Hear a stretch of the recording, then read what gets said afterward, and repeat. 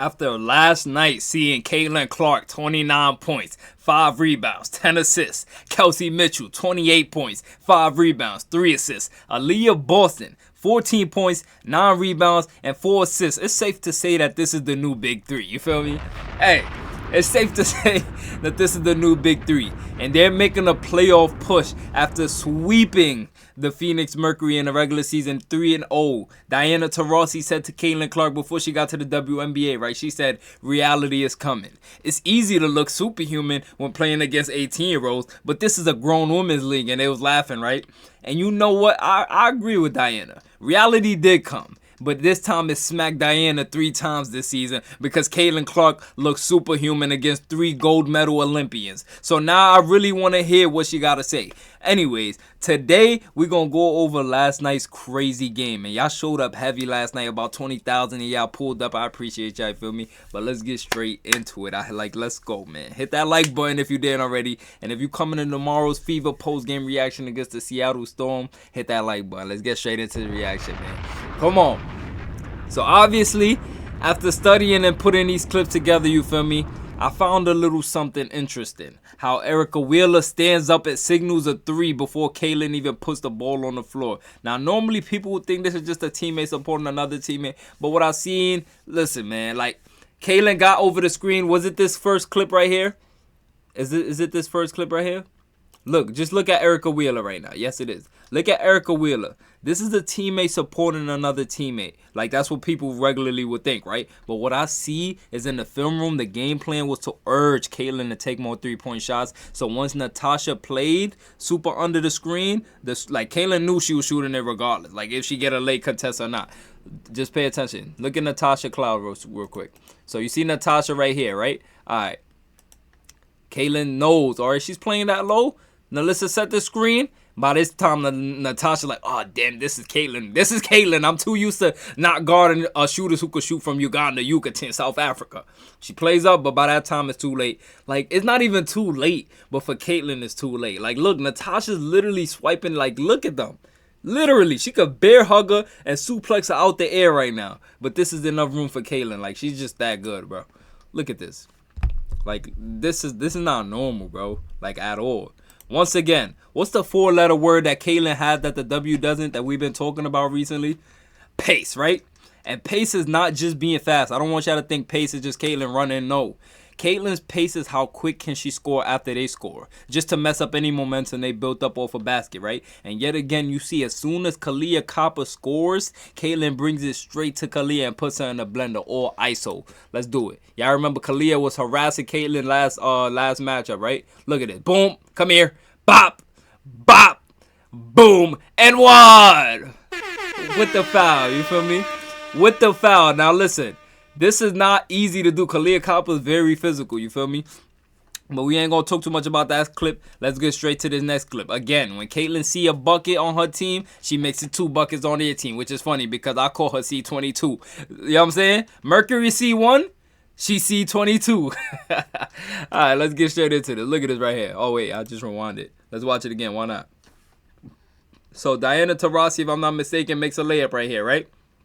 Caitlin watches this. She said, okay, now let's get a bucket of our own. Pushing the plays. Look at her running the floor. Look at her. Look at her. Brittany can't even turn around how quick she's running. Like, Caitlin is so fast that she's using Brittany's size against her. Like, she knows Brittany can't turn that fast. So she just goes to her backside and goes for a layup. Which Brittany goes like this and smacks Caitlin in her face, which caused for the N1. All right, let's get to the next clip now, right?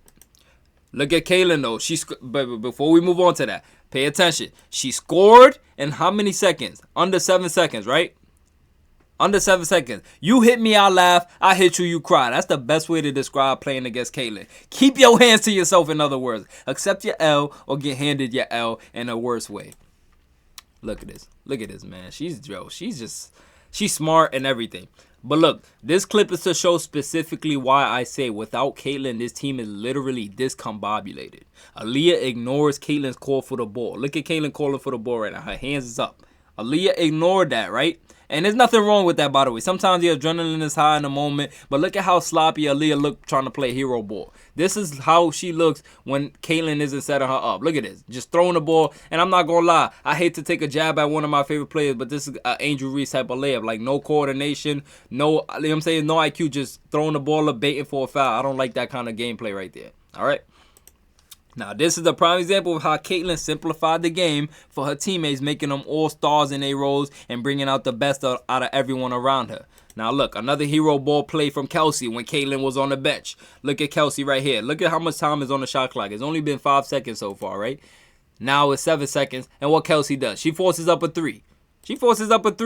No play being ran. She ignored KD Lou's screen, and only 7 seconds into the shot clock, she shoot a contested three. But look at the score, though. The reason they even feel comfortable doing this is because the cushion that Caitlyn sparked for them before sitting out. They have a 16-point lead, so Kelsey like, okay, we can afford a miss. It's the first quarter. You know what I'm saying? This is the cushion that Caitlyn set for her team. So when she sits out, they have margins for error. You get what I'm saying? Most of the times, at least. All right. Let's move on to the next clip. Caitlyn checks back in to close the first quarter out, and she does this, bro. Just look at this. Look at it. Full, man. Yeah, listen, man. Fully contested. She's different, bro. Up 16. Dantes passes it to you, and your defender's playing a little too low. You just got to let it fly. You got to let it fly C22 fashion. You feel me? All right. We spoke about this one in yesterday's reaction, but I still want to touch on this because Caitlyn's passing is beyond just throwing it to the open person. She makes sure she spaces the floor to an angle where a defender has to choose which open person to guard, like right here. I'm going to pause it at the perfect spot. Look. Boom. Right there. You notice how, like, I got to run it back, pause it before she passes so y'all can know what I'm talking about. Like, look. So right here, right? She's at a perfect angle. Look, she got these two bumping into each other, first of all. She made them, like, collide. So now that's two defenders out the way. Brittany Griner is behind her. She knows she can't get it. Like, just, she's dissecting the defense in a way where, like, the speed she's doing it in, even watching film, you got to slow it down. So for her to do this in real time, real speed is crazy. But like I said, she spaces the floor to an angle where the defender has to choose which open person to guard. And Sophie got stuck between Kelsey and Alyssa. And Caitlyn just threw a bullet to Alyssa for the and one. Because you see, Kelsey's right there open and Alyssa's right here. And Sophie got to choose between one or two because she can't help because she's going to leave Erica Wheeler open. Like, it's like, come on, man. And the reason why Sophie even fouled is because Caitlyn was looking at Kelsey the whole time. So she thought the ball was going to Kelsey, and that's what caused the foul. She was out of position from the first place, trying to recover because she thought the ball was going to Kelsey. That's how smart Caitlyn is. It's a mind game. Like, it's literally a mind game. You got to be a genius to guard Caitlyn. And even then, you still going to be overthinking because she'll just pull something up her sleeve out at any moment. So now let's talk about Christy Sides, okay? Christy Side and her agendas. Like, we can almost always count on Christy Sides to mess up whatever groove the Fevers, like whatever groove they got going. They was up 11 and fighting to keep the lead apart. And she takes Caitlin Clark out for Erica Wheeler. She takes out Aaliyah Boston for Dantes, who couldn't throw a penny in the ocean with her bad shooting last night. And guess what happens immediately after? Guess what happens when you take out your two best players? It's not hard. You guessed it. The Mercury came back. Look at this. Kelsey hit a three. Boom, right? They up 11. Cool, right? Cool. Now guess what happens when you sub them out? Sub out your two best players. Look, kick out for Sophie. Like, literally. Like, and Erica Wheeler, I'm not going to lie, you might as well just put on a Phoenix jersey. She's just going to let Kalia dribble past her so easy. Look at this. Look at how Kalia just dribble right by her. Like, one dribble, she's by you. You didn't build a wall. You didn't try to cut off nothing. And maybe you can't. And that's even more the point why Caitlyn should be in. Like, look at this. Kick out. That's crazy, bro. That's too easy. That's too easy. Too easy. And just like that, another Kalia attacking the Fever while Caitlyn and Aaliyah is out for the easy kick-out three again. Look. And that just makes Christy Sides call a timeout. Look at this right here. Timeout. Christy Sides timeout. Let's get the stars back in. Let's get Caitlyn back in at least. Right? And now you see why I said Caitlyn would rather run a play with Aaliyah Boston over Alyssa Smith any day of the week. It's silly plays like this when you have no momentum that puts you in deeper hole. Look at this. Caitlyn dribbling up. Now Alyssa says to score. Well, she don't say it, but she's thinking about it, and then she calls for the ball randomly, right? So Caitlyn's like, okay, my teammate's calling for the ball. I'm going to trust them because I'm unselfish. Caitlyn Clark is unselfish. She trusts her, and boom, turnover. Now look at Caitlyn with her hands up like, As a ball player, let me explain something to you. As a ball player, you only call for the ball when you're in a secure position of catching the ball. Now, Alyssa called for it with her back turned to the defense. Not a glance, like you're supposed to glance back sometimes, you know what I'm saying? No arm out to stop a defender in your blind spots. Like, when you call for the ball, at least have one hand out and catch it with your other hand. So if somebody tries to get it, you blocking them off. You didn't even glance to look with the defense. You just calling for the ball. Like, that's not, like, that's no self-awareness right there. You feel what I'm saying? You just caused the turnover, and you know Kaylin is unselfish. If you call for it, she'll trust you know what you're doing, which is exactly why she threw her arms up. Like, at this point, and in the game, you risked now to do something like that, Alyssa. I was about to make something happen, and I put that aside for you. That was my trust in you. And I got Alyssa subbed to the bench literally 4 seconds after this. 4 seconds after this happened, she got to the bench. Alyssa got subbed out. Like, that's crazy. Let's move on, though. I ain't mean to go on that little rant, but you know what I'm saying? They love to talk about Kaylin's turnover so much. Let's talk about the facts then. If y'all want, you know what I'm saying? Like, let's talk about the word.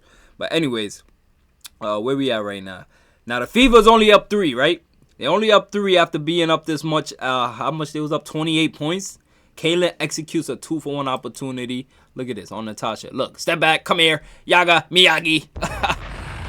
Shooter's touch. You know what I'm saying? You can't complain about that shooter's. Can't complain about that shooter's touch. But look, this is what I mean when I say Kaylin is the most unselfish star I've ever seen in a while. Look at this right here. Look at this right here. Time is running down, and your star gets the ball. Kaylin catches the ball. Last second shot. You know, most stars, they got, like, it be so much ego and greed for the highlight or the big moment. But honestly, watching Kaylin in this short time span, I could confidently say she does not care about the big shot. She does not care about anything. She just wants to win. And this play is proof of that. Just look at how wide open she was and still decided to pass. Just look at this. She could have stepped back right here, right? But she said, you know what? I'm going to give a scoop pass to Katie Lou. And what happened? Katie Lou for 3. You know what I'm saying?